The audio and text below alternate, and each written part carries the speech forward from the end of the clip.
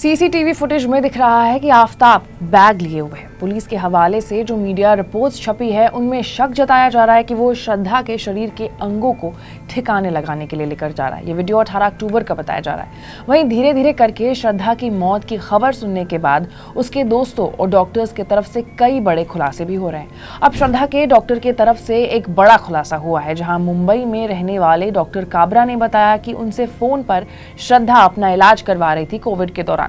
Doctor Pranav Kabra runs a multi speciality hospital in suburbs Malad.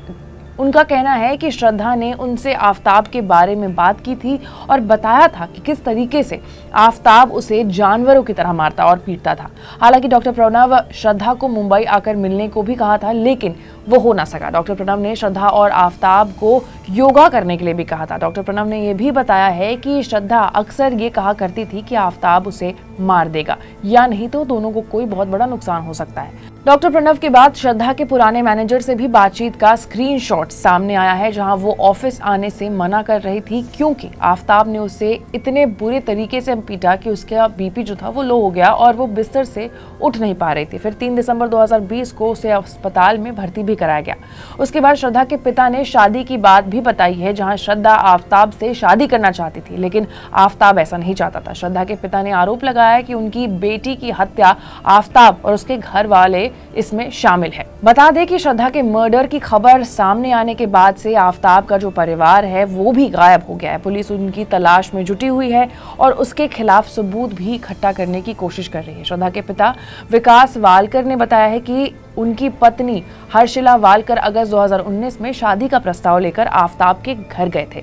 Vikas Walker ने आफताब के घर वालों से कहा कि दोनों की शादी कराने का प्रस्ताव रखते हैं, लेकिन उनके तरफ से रिस्पांस अच्छा नहीं आया। उन्होंने ये भी कहा कि वो अपनी पत्नी के साथ आफताब के माता पिता से मिलने उनके घर गए थे, लेकिन आफताब के चचेरे भाई ने उन्हें बहुत ज्यादा बेइज्जत कर दिया और उसके बाद से ये भी कहा कि अब हमारे दरवाजे पर मत आना। उसके बाद अपनी पत्नी की मृत्यु के बाद श्रद्धा के पिता काफी ज्यादा बेबस और लाचार हो गए और उसके बाद कभी भी आफताब या फिर उसके घर वाले से मिलने या फिर बात करने की कोशिश नहीं की। तो कुल मिलाकर धीरे धीरे करके पुलिस एक से एक तार जोड़कर इस पूरे मामले को सुलझाने की कोशिश कर रही है और सबूत भी खोजने की कोशिश कर रही है। ऐसे तमाम बड़े खबरों से अपडेटेड रहने के लिए आपको अनकट को लाइक, सब्सक्राइब और शेयर करना होगा। मैं थी आपके साथ आशीष सिंह।